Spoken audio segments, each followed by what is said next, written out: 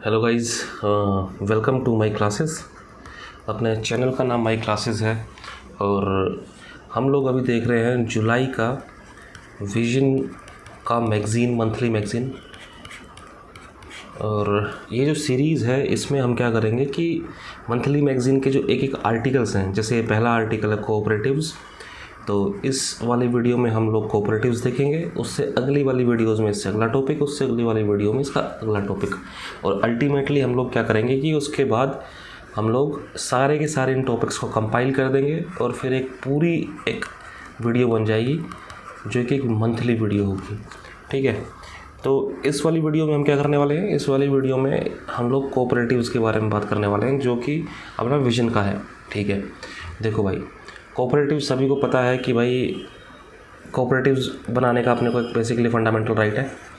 और देखो ये न्यूज़ के अंदर क्यों है, union home and cooperation minister, ठीक है, इन्होंने अभी क्या किया है, 100th international day of cooperatives को अटेंड किया है, जो कि नई दिल्ली का अटेंड किया है। तो ये न्यूज़ का अपना बैकग्राउंड है। तो जैसे आप ये देख रहे हैं ना, विजन के जो पूरे के पूरे जो आर्टिकल्स हैं ये बेसिकली एक आंसर फॉर्मेट में होते हैं।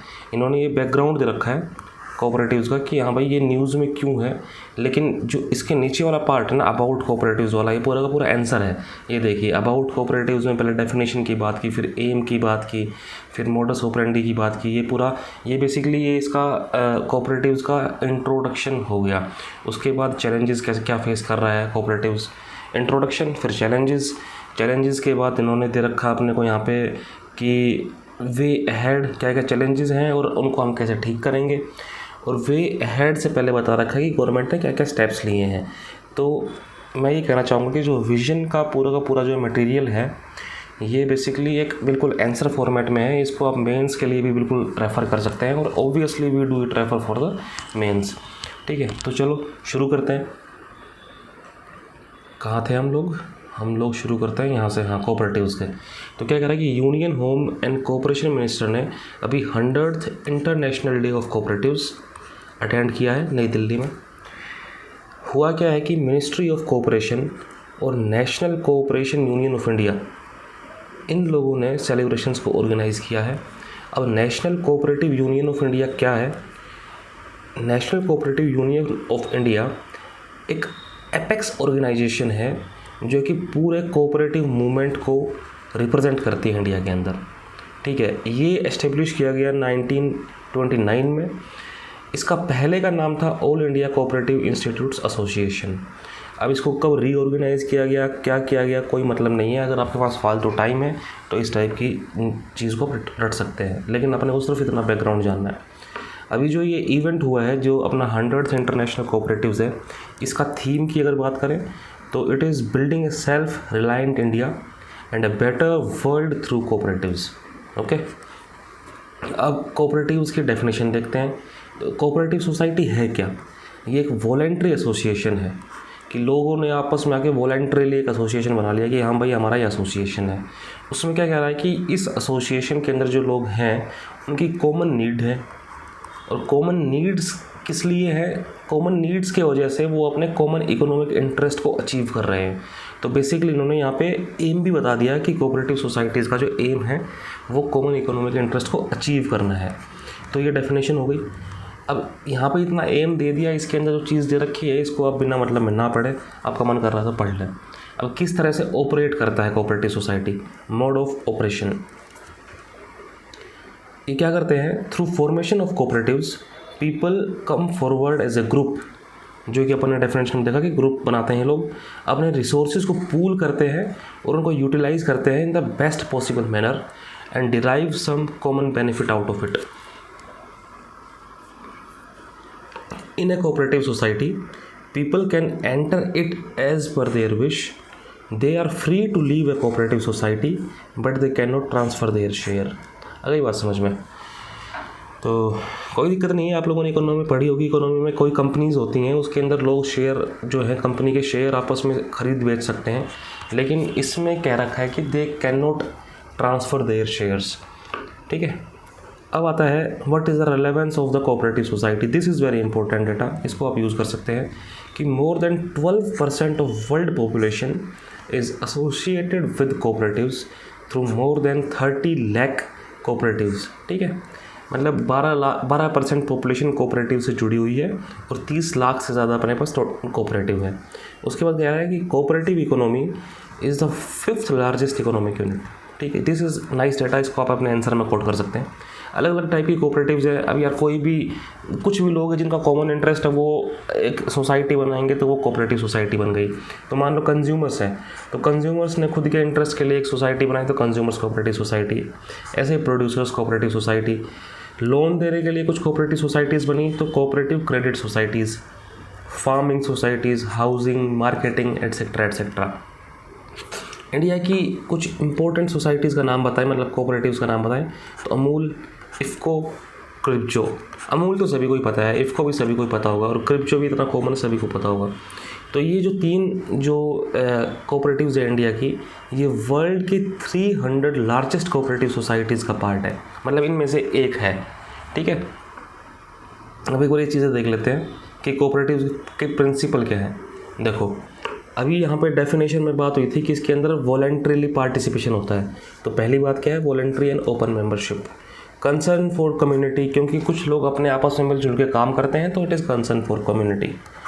Cooperation among cooperatives, education, training and information. ठीक है, डेमोक्रेटिक मेंबर कंट्रोल ऑब्वियसली, क्योंकि जो कंपनीज़ होती हैं ना, कंपनीज़ के अंदर ऐसा होता है कि जिस बंदे के पास जितना शेयर है या फिर जिस बंदे के पास जितनी ओनरशिप है उतना ही उसका कंट्रोल होगा उस कंपनी के ऊपर। जब बोर्ड ऑफ डायरेक्टर्स की मीटिंग होती है तो बोर्ड ऑफ डायरेक्टर जो है उसके अंदर डायरेक्टर्स जो हैं अलग अलग, उसमें जिस बंदे के पास जितना शेयर होगा उतना ही उसकी से होगी in the final decision making. लेकिन यहाँ पे क्या है कि यहाँ पे डेमोक्रेटिक मेंबर कंट्रोल है। ठीक है, members economic participation, autonomy and independence, ये पूरे के पूरे प्रिंसिपल्स हैं। और अब ये देखो, इसकी अच्छी बात क्या है कि इसमें से आप उठा सकते हो एक आइडियल इंस्टीट्यूशन की अगर बात करें तो उसके अंदर क्या क्या होना चाहिए। उसके अंदर भाई वॉलंटरी ओपन मेंबरशिप होनी चाहिए, वो एजुकेशन बढ़ा सके। ठीक है, उसके अंदर डेमोक्रेटिक मेंबर कंट्रोल होना चाहिए, ऑटोनॉमी इंडिपेंडेंस होनी चाहिए। तो मतलब चीज़ों को आप कोरिलेट करके और इधर उधर डाल सकते हो। अब देखो, constitutional and legal provision on cooperatives. Cooperatives fall in the state list of the 7th schedule. ठीक है, 7वां जो शेड्यूल है उसके अंदर ये दे रखे हैं अपने सब्जेक्ट्स कि भाई union list, state list, concurrent list, तो उसके स्टेट लिस्ट का पार्ट है कोऑपरेटिव्स। तो forming cooperatives is a fundamental right under article 19(1)(c), कोई दिक्कत नहीं होनी चाहिए इसमें। ठीक है, promotion of cooperatives is a constitutional directive. Cooperatives को आपको प्रमोट करना है, ये DPSP आर्टिकल नंबर 43B के अंडर दिया हुआ है, तो इट इज़ ए डायरेक्टिव। अब देखो ये है कि multi state cooperative societies act 2002, इसका देखो नाम देखो इसको, ये क्या कह रहा है कि इट इज़ मल्टी स्टेट, मतलब अगर कोई सोसाइटी कोऑपरेटिव सोसाइटी एक स्टेट से ज़्यादा के अंदर है तो उसको कैसे हैंडल किया जाए, तो उस चीज़ को ये एक्ट प्रोवाइड करता है। एक स्टेट से ज़्यादा के अंदर अगर कोऑपरेटिव सोसाइटी है तो it provides for registration of societies with operations in more than 1 state. Okay, उसके बाद थोड़ा सा आगे चलते हैं। Challenges, what are the challenges faced by cooperatives in India. सबसे पहले बात हुई कि डेमोक्रेटिक स्ट्रक्चर होता है। अब इनका चैलेंजेस पहला क्या आ गया कि डेमोक्रेटिक स्पिरिट ही नहीं है। क्यों? क्योंकि गवर्नमेंट इंटरफेयर कर रही है, पॉलिटिसाइज हो रहा है चीज़ों का। ठीक है, कोऑपरेटिव्स के अंदर गवर्नमेंट इंटरफेयर कर रही है, कुछ नहीं है इसके अंदर, इतना ही बहुत है, आपको इतना ही समझ में आ जाए वही बहुत है। ठीक है, पॉलिटिसाइजेशन का मतलब क्या है कि कोऑपरेटिव सोसाइटीज़ के अंदर पावरफुल मेंबर्स ऑफ सोसाइटी हैं, वो उसको उसके अंदर उसको हैंडल कर रहे हैं, मतलब अपना इन्फ्लुएंस दिखा रहे हैं। ठीक है, पॉलिटिकल एफिलिएशंस वाले लोगों के साथ। आगे चलते हैं। और रीजनल इम्बैलेंस इन ग्रोथ, क्या कहना चाह रहा है कि कोऑपरेटिव जो है नॉर्थ ईस्टर्न एरियाज़ जैसे वेस्ट बंगाल, बिहार, उड़ीसा, वहाँ पे इतने डेवलप नहीं हुए as compare to Maharashtra and Gujarat. बिल्कुल सही बात है, क्योंकि अपनी जो अमूल है वो गुजरात का है, गुजरात का कोऑपरेटिव है और वो अच्छा खासा चल रहा है। पूरे इंडिया के अंदर अमूल के प्रोडक्ट्स आते हैं। Absence of economics of scale, इसका मतलब क्या हुआ कि आप जो इकोनॉमिक्स है उसका फ़ायदा नहीं उठा पा रहे हो। कैसे? आपका जो प्रोडक्शन है ना वो इतने बड़े स्केल के ऊपर नहीं हो रहा है कि आप पूरी इकोनॉमी का फ़ायदा उठा पाओ। ठीक है, क्योंकि जनरली क्या कह रहा है कि cooperatives are confined to a few members and their operations extend to only 1 और 2 विलेजेस, इसलिए रिसोर्सेज रिमेन लिमिटेड। ठीक है, अब आता है इनएडिक्वेट ह्यूमन रिसोर्स। कैसे? Shortage of skilled workforce and inability of cooperative institutions to attract efficient personnel is biggest challenge. इस वजह से क्या हो रहा है, अगर ह्यूमन रिसोर्स नहीं होगा तो there is lack of professionalism. अगला चैलेंज क्या है? कोऑपरेटिव बैंक जो है, कोऑपरेटिव सोसाइटीज़ अलग अलग टाइप की मैंने बताया कि हाँ भाई कोई कंज्यूमर बेस्ड कोऑपरेटिव सोसाइटी है, कोई क्रेडिट बेस्ड सोसाइटीज़ है, तो उसमें एक कोऑपरेटिव बैंक्स वाली बात है जो क्रेडिट बेस्ड होते हैं। तो ड्यूअल रेगुलेशन का मतलब क्या है कि देखो आप लोगों को अभी मैंने बताया कि एक cooperative societies fall under the state list, तो इसका मतलब रेगुलेट कौन करेगा? स्टेट रेगुलेट करेगा, स्टेट रजिस्ट्रार ऑफ सोसाइटीज़। लेकिन क्या हो रहा है कि रिजर्व बैंक भी इनको रेगुलेट कर रहा है, तो इस वजह से यहाँ पे अकाउंटेबिलिटी कम हो गई। ड्यूअल रेगुलेशन हो गया ना कि स्टेट भी रेगुलेट कर रहा है, रिजर्व बैंक भी रेगुलेट कर रहा है। Sinking balance sheet. कैसे? NPAs are higher in cooperative societies than the commercial banks. Example, NPA of cooperative banks in Kerala 38% से फालतू हो गए, whereas NPAs of the commercial banks is only 3.99%। Governance issues, ये सारा किसकी बात कर रहे हैं? अपन बैंक्स की बात कर रहे हैं, तभी मैंने यहाँ पे A, B और C लिख रखा है। Lack of modern banking practices, lax corporate governance standards, political influence, जो अपन ने पहले देख लिया। एग्जाम्पल, पुअर गवर्नेंस की वजह से failure of Punjab and Maharashtra cooperative bank. अगला आता है कि चीज़ों को ठीक कैसे करेंगे, लेकिन वे अहेड से पहले अपन देख लेते हैं कि गवर्नमेंट ने क्या क्या स्टेप्स लिए हैं। चलो ठीक है, पहले वे अहेड देख लेते हैं, फिर देखते हैं गवर्नमेंट ने क्या क्या स्टेप्स लिए हैं। देखो, सबसे पहला चैलेंज क्या था? सबसे पहला चैलेंज था कि डेमोक्रेटिक स्पिरिट नहीं है, तो हम डेमोक्रेटिक स्पिरिट को बढ़ाएंगे। ठीक है, वो कैसे बढ़ाएंगे? हम पॉलिटिकल इन्फ्लुएंस को कम कर देंगे, ट्रांसपेरेंट कर देंगे और ऑब्जेक्टिविटी प्रमोट करेंगे। और कैसे करेंगे? कोऑपरेटिव सोसाइटीज़ को RTI एक्ट के अंडर ले आएंगे। डायरेक्टर जो हैं कोऑपरेटिव्स को, उनको कहेंगे कि तुम भाई हर साल अपने एसेट्स को डिक्लेयर करो कि तुमने कितनी धांधलेबाजी की है, कहीं तुमने गलत तरीक़ों से अपना एसेट्स तो बढ़ा नहीं लिए हैं। लोगों के बीच में अवेयरनेस क्रिएट करेंगे। उसके बाद वैल्यू बेस्ड एजुकेशन देंगे, जिससे क्या होगा कि एथिकल बिहेवियर बढ़ेगा, कोऑपरेशन बढ़ेगा सोसाइटी के बीच में, वो अच्छी बात है। देखो अब ये जो चीज़ें हैं ना, जैसे ये जो इन्होंने ये चीज़ बताई, ये सारे के सारे सॉल्यूशन जो है ना, ये आप कहीं भी डाल सकते हो। जैसे कोऑपरेटिव्स के अंदर दिक्कत है, कोऑपरेटिव्स में डाल दिया, ठीक है। एडमिनिस्ट्रेशन के अंदर कोई चीज़ दिक्कत है तो उसमें कह दो भाई हम लोग क्या करेंगे, वैल्यू बेस्ड एजुकेशन देंगे, एडमिनिस्ट्रेटर्स को ट्रेनिंग्स देंगे, एथिकल ट्रेनिंग देंगे, तभी हम लोग एथिक्स, इंटीग्रिटी, एप्टीट्यूड, GS4 पढ़ रहे हैं, है ना। डेमोक्रेसी के अंदर क्या चाहिए? डेमोक्रेसी में हम लोगों को ट्रांसपेरेंसी चाहिए, ये लिख रखा, ऑब्जेक्टिविटी चाहिए, ठीक है, लोगों के बीच में अवेयरनेस होनी चाहिए। तो मतलब n नंबर ऑफ चीज़ के इस टाइप के सॉल्यूशंस हैं। आप आगे देखोगे, जैसे जैसे आप लोग पढ़ते जाएंगे ना, तो आपको फील होगा कि हाँ भाई ये सब चीज़ तो एक ही है, सब जुड़ा हुआ है, इट इज़। तो चलो आगे चलते हैं।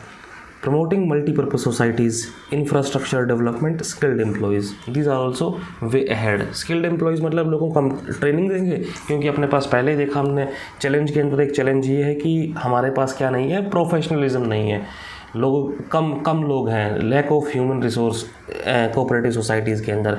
इंफ्रास्ट्रक्चर डेवलपमेंट, हमने देखा बैंक्स के अंदर कि वहाँ पे उनका गवर्नेंस स्ट्रक्चर ठीक नहीं है, इसलिए हम क्या करेंगे, उनको डिजिटाइजेशन कर देंगे, बैंकिंग और बिजनेस को अपन ट्रांसपेरेंट कर देंगे, अकाउंटेबल बना देंगे, एफिशिएंट कर देंगे। Promoting multipurpose societies, multipurpose societies can have a balanced and integrated view about the needs of its members and can meet them accordingly। इसको करने के लिए क्या करना पड़ेगा अपने को? weaker and inefficient societies should be widened and merged with strong and efficient societies। देखा, थोड़े दिन पहले हम लोग क्या कर रहे थे कि जो वीक बैंक्स हैं, जिनके NPAs बढ़ चुके हैं, उनको हम बड़े बैंक्स में मर्ज कर रहे थे, ताकि उन बैंक्स का फेलियर का चांस कम हो जाए, है ना। वही ये कह रहा है कि अगर आपके पास वीक और इनएफिशिएंट सोसाइटीज़ हो, उनको आप मर्ज कर दो, काम खत्म। अब पहले ये देख लेते हैं benefits of cooperative society. Cooperative society क्या कर रही है? एम्प्लॉयमेंट जनरेट कर रही है, जेंडर इक्वलिटी लेके आ रही है, सोशल कोहेशन लेके आ रही है, पॉवर्टी को ख़त्म कर रही है, अफोर्डेबल फाइनेंस दे रही है, equal voting rights and promotes democratic spirit, shared responsibility promotes leadership, building local expertise promotes philosophy of mutual help. अब देखो ये जो चीज़ें हैं ना, ये ऐसी हैं कि आप इनको उठा के कहीं और भी डाल सकते हो। जैसे आपने मान लिया कि एजुकेशन या फिर लिटरेसी, एजुकेशन लिटरेसी से क्या होता है, एम्प्लॉयमेंट जनरेट हो रहा है, जेंडर इक्वलिटी आएगी, लोगों को दिमाग में आएगा कि हाँ भाई आदमी और औरत दोनों इक्वल है। लोग लिटरेट होंगे तो सोशल कोहेशन आएगा, लिटरेट होंगे तो पॉवर्टी खत्म हो जाएगी, लिटरेट होंगे, चलो ठीक है ये तो अलग चीज़ है, लिटरेट होंगे तो डेमोक्रेटिक स्पिरिट बढ़ जाएगी, ठीक है, क्योंकि उनको पता है कि how to behave in a democratic country और किस तरह से अपने डेमोक्रेटिक पावर को एक्सरसाइज करना है। तो ये इतनी कॉमन सॉल्यूशंस हैं जो हर जगह डाल सकते हैं आप, ठीक है। अब थोड़ा आगे चलते हैं। अब क्या है कि steps taken to strengthen the cooperative movement in India. देखो मिनिस्ट्री ऑफ कोऑपरेशन बनाई गई। अगर कोऑपरेटिव मूवमेंट अपन ने को स्ट्रेंथन करना है तो अपन ने क्या किया, हमने बना दिया एक मिनिस्ट्री ऑफ कोऑपरेशन। वो क्या करेगा, एक अलग से मतलब बेसिकली अपन ने डिसेंट्रलाइजेशन कर दिया, ठीक है। उसके बाद चलते हैं कि बैंकिंग रेगुलेशन अमेंडमेंट एक्ट 2020, ये आरबीआई को पावर देता है to supersede boards of cooperative banks and allows cooperative banks to raise money via public issue, private placement of equity और प्रेफरेंस शेयर्स। क्या कह रहा है कि बैंकिंग रेगुलेशन अमेंडमेंट एक्ट के हिसाब से कि आरबीआई के पास पावर है कि कोऑपरेटिव सोसाइटीज़ या कोऑपरेटिव बैंक्स पब्लिक से पैसा उठा सके, चाहे वो पैसा इक्विटी के से उठाएं या फिर शेयर्स से उठाएं, ठीक है। फिर आता अपने पास NAFED, national agricultural cooperative marketing federation, ठीक है। कोऑपरेटिव मार्केटिंग, ये कोऑपरेट मतलब एक कोऑपरेटिव सोसाइटी नहीं है, लेकिन एक कोऑपरेटिव मार्केटिंग सोसाइटीज़ की फेडरेशन है, ऐसा कह सकते हैं आप। तो ये किसको असिस्ट करेगी, मार्केटिंग कोऑपरेटिव्स को असिस्ट करेगी, ताकि वो अपना मार्केटिंग बिजनेस को ठीक कर सके और बढ़िया बढ़िया सर्विसेज दे सके मेंबर्स को। और किस चीज़ की मार्केटिंग की बात हो रही है यहाँ पे, एग्रीकल्चरल मार्केटिंग की बात हो रही है। नेशनल कोऑपरेटिव डेवलपमेंट कॉर्पोरेशन, अब ये नेशनल कोऑपरेटिव डेवलपमेंट कॉर्पोरेशन वो ऊपर वाला national cooperative union of India से अलग है, यही नाम था ना उसका, जहाँ तक मेरे को मानना है, national cooperative union of India से ये अलग चीज़ है, ठीक है। तो ये क्या है कि नेशनल कोऑपरेटिव डेवलपमेंट कॉर्पोरेशन, ये 63 के अंदर बना। अब ये आपको इसका ये नहीं याद करना है कब बना कब नहीं बना, आपको आइडिया होना चाहिए कि ठीक है हाँ ये चीज़ है कोऑपरेटिव डेवलपमेंट कॉर्पोरेशन। मतलब इसका नाम देखो कि ये कोऑपरेटिव डेवलपमेंट मतलब कोऑपरेटिव सोसाइटीज़ को डेवलप करने की बात कर रही है, ठीक है। तो ये क्या करेगी, ये cooperative spinning, cooperative sugar, weaving mills, इनको लोन्स देगी, सब्सिडीज़ देगी, ठीक है। अब क्या है कि annulment of 97th constitutional amendment act 2011 supreme court ने ख़त्म कर दिया, ठीक है। The act amended article 19(1)(c) to give protection to the cooperatives and inserted 43(b) and part 9(b). Court ने क्या किया, कोर्ट ने डिक्लेयर कर दिया पार्ट 9(b) को operative only so far as it concerns multi cooperative societies both within the various states and the union territories. मतलब part 9(b) जो है ना वो सिर्फ मल्टी स्टेट कोऑपरेटिव सोसाइटीज़ के लिए है, ठीक है। तो बेसिकली अपना क्या हो गया, अब ये आता है राइट टू बी फॉरगॉटन, ये भी अपन नेक्स्ट लेक्चर में करते हैं, ठीक है। चलो ठीक है, thanks for watching, bye bye, tata, take care, जय हिंद, शब्बा खैर।